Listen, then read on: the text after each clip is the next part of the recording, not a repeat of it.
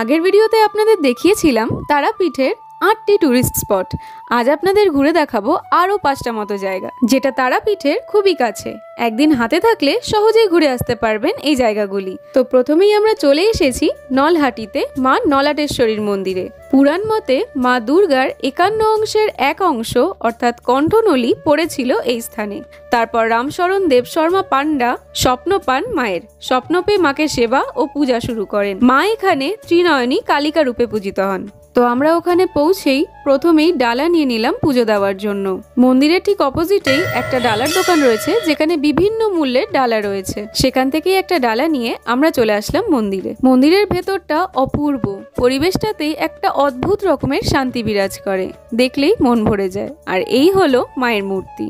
মাতৃমূর্তি বলতে ত্রিনয়নী স্নিগ্ধ ভরা মায়ের এই মুখ। পাশেই বিরাজ করছেন সিদ্ধিদাতা গণেশের মন্দির। এখানেও ঢুকে আপনারা পুজো দিতে পারেন। খুব সুন্দর সন্ধ্যা আরতি হয় এই মন্দিরে। আর তার পাশেই রয়েছে শ্রীরামকৃষ্ণ, মা শারদা ও বিবেকানন্দের মূর্তি। ঘেরা একটা বেলগাছ রয়েছে, যেখানে দেখলাম লোকে জল ঢালছেন, ধূপকাঠি দেখাচ্ছেন। মন্দিরের দেওয়ালের ওপর দিকে রয়েছে অপূর্ব সুন্দর ভাস্কর্য।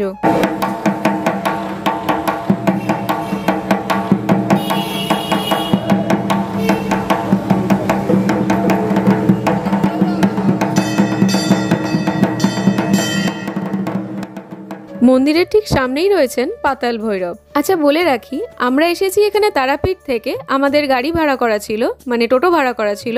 এছাড়াও আপনারা বীরভূমের নলহাটি স্টেশনে নেমে সেখান থেকে টোটো করে পৌঁছে যেতে পারেন এই মন্দিরে। নলাটেশ্বরী মন্দির থেকে বেরোতেই পা হাতে দেখতে পাবেন যোগেশ ভৈরবের মন্দির। এখানেও আপনারা বাবা মহাদেবের মাথায় জল ঢালতে পারেন ও পুজো দিতে পারেন। ৫১ সতীপীঠের এক পীঠ নলাটেশ্বরী মন্দির ও পাশেই বাবা মহাদেবের দর্শন করে আমরা এবার চললাম আমাদের দ্বিতীয় গন্তব্যস্থলে। তারাপীঠে প্রথম দিন এসেই শুনেছিলাম এখানে নাকি একটা অপূর্ব সুন্দর সত্যনারায়ণ ও লক্ষ্মী মন্দির আছে। তো সেটা দেখার ইচ্ছা সেদিন থেকেই ছিল, চলে এসেছি আজকে দেখতে। মন্দিরের সময়সূচি এখানে দেওয়া রইল। তারাপীঠ স্টেশনে দেখবেন একদম বাদিকেই আছে লোকনাথ পার্কিং। ওই লোকনাথ পার্কিং এর ভেতর দিয়ে চলে গেলেই পেয়ে যাবেন এই মন্দিরটা। সামনেই একটা ছোট্ট নিচু চৌবাচ্চা মতো আছে, যেখানে পা না দিয়ে মন্দিরে ঢোকা যাবে না, মানে ওখানে পা ধুয়ে তারপরেই আপনারা ঠাকুরের মন্দিরে প্রবেশ করতে পারবেন। ঢোকা মাত্রই দেখতে পারবেন বাবা মহাদেবের মূর্তি, যিনি পাহাড়ের ওপরে বসে আছেন ও চারিদিক দিয়ে ঝর্ণার জল পড়ছে। মন্দিরের ভেতরে ঢুকে দেখতে পাবেন লক্ষ্মী নারায়ণের মূল বিগ্রহ, আর তার পাশেই রয়েছেন বাবা লোকনাথ আর প্রণবানন্দজির ছবি। মন্দিরটা খুবই সুন্দর, মানে আমার ভিডিওতে যতটা দেখা যাচ্ছে অতটাই, কিন্তু সামনে এসে না দেখলে উপলব্ধিটা কিছুতেই করতে পারবেন না। শুধু মন্দির না, মন্দির চত্বর, আশেপাশের পরিবেশ সবটা এত সুন্দর বলে বোঝানো যাবে না। আমরা যখন গেছিলাম তখন মন্দিরটা একদমই ফাঁকা ছিল, আর সবেই পুজো হয়েছিল। তাই পুরোহিত মশাই আমাদের আবার একটু প্রসাদ দিলেন। খেয়ে ওখানে কলে হাত ধোয়ারও জায়গা রয়েছে। অপূর্ব পরিবেশ। আর আমার জঙ্গল এমনি প্রচন্ড ভালো লাগে, প্রচন্ড ভালো লাগে। তো এই আশেপাশের অ্যাম্বিয়েন্সটা আমার এত ভালো লেগেছে। এবার চললাম আমাদের নেক্সট ডেস্টিনেশন মুলুটিতে। সেখানে আমরা দেখতে পাবো মৌলিক্ষা মা।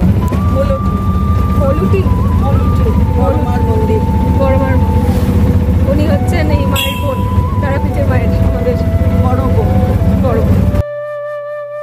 এটা আমরা মোটামুটি বেঙ্গল আর ঝাড়খণ্ডের মাঝখানে আছি।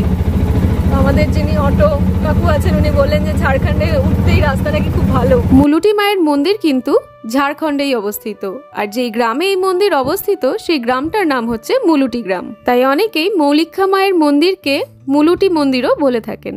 পৌঁছে গেছি আমরা মৌলিক্ষা মায়ের মন্দিরের সামনে। রামপুরহাট থেকে মাত্র ১৭ থেকে ১৮ কিলোমিটার দূরেই অবস্থিত এই মন্দির। মেন গেট দিয়ে ঢুকতেই ডান দিকে দেখতে পেলাম দুটো ছোট ছোট বজরংবলীজির মূর্তি।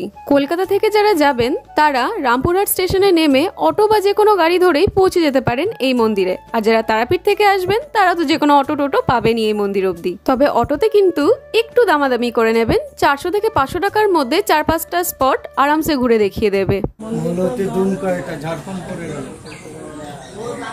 আসলে এই টাইমটায় আমার বাবা জাস্ট রিয়েলাইজ করেছিল যে আমরা দুমকা অর্থাৎ ঝাড়খণ্ডে অলরেডি প্রবেশ করে গেছি, ঝাড়খণ্ডেই আছি। তো যাই হোক, বলে রাখি যে এই মন্দিরটা যেখানে অবস্থিত তার চারিপাশে কিন্তু আদিবাসী গ্রাম। খুব বেশি জনবসতি নেই, যারা থাকেন তারা ওখানকার আদিবাসী। এই হলো মৌলিক্ষা মায়ের মূর্তি। অপূর্ব সুন্দর মায়া ভরা মুখ। আপনারা চাইলে এখানে পুজো দিতে পারেন। মন্দিরে ঢোকার সময় ডান হাতেই প্রচুর পুজো সামগ্রীর দোকান রয়েছে।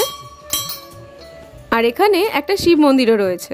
এই মন্দিরে কিন্তু ভোগ প্রসাদ বসে খাওয়ারও ব্যবস্থা রয়েছে, কিন্তু তার জন্য কুপন অনেক সকালে কাটতে হয়। আর সব থেকে ভালো ব্যাপার যেটা এই মন্দিরের, সেটা হচ্ছে এখানে কোনো পান্ডার ঝামেলা নেই, কেউ থাকবে না আপনাদেরকে বিরক্ত করার মতো। আপনারা নিজেদের ইচ্ছা মতন ঘুরে ঘুরে সময় নিয়ে পুরো মন্দিরটা দেখতে পারেন।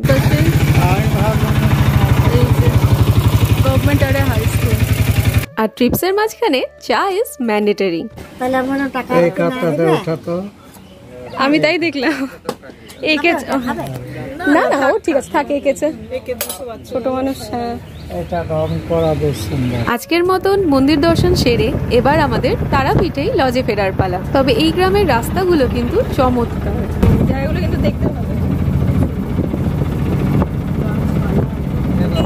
লাল মাটি,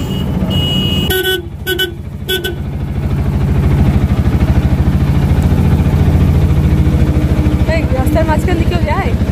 তারাপীঠে আমাদের নির্দিষ্ট লজে ঢোকার আগে আমরা ভাবলাম একটুখানি তারা মাকে আবারও দর্শন করব। আগের দিনের ব্লগে আমি সম্পূর্ণ তথ্য দিয়েছি তারাপীঠের পুজোর ওপরে, আপনারা চাইলে সেটা দেখতে পারেন, আমি লিঙ্কটা ডেসক্রিপশন বক্সে দিয়ে দেবো। ভ্রমণ করতে তো আমরা সকলেই ভালোবাসি, আর তা যদি হয় তীর্থক্ষেত্র তাহলে তো আর কথাই নেই। এই ভিডিওগুলো স্পেশালি তাদের জন্য যারা বাড়ি থেকে একদমই বেরোতে পারেন না, আর তাদের জন্যও যারা প্ল্যান করছেন যে যাবেন। যারা যাবেন তারা অবশ্যই এই জায়গাগুলো দর্শন করবেন, খুবই ভালো লাগবে। যারা বেরোবেন বলে প্ল্যান করছেন তারা চটপট ঘুরে আসুন, একদম দেরি করবেন না। আর চোখ রাখুন আমাদের চ্যানেলে, আমাদের নেক্সট ব্লগ কিন্তু জলদি আসতে চলেছে। Thanks for watching.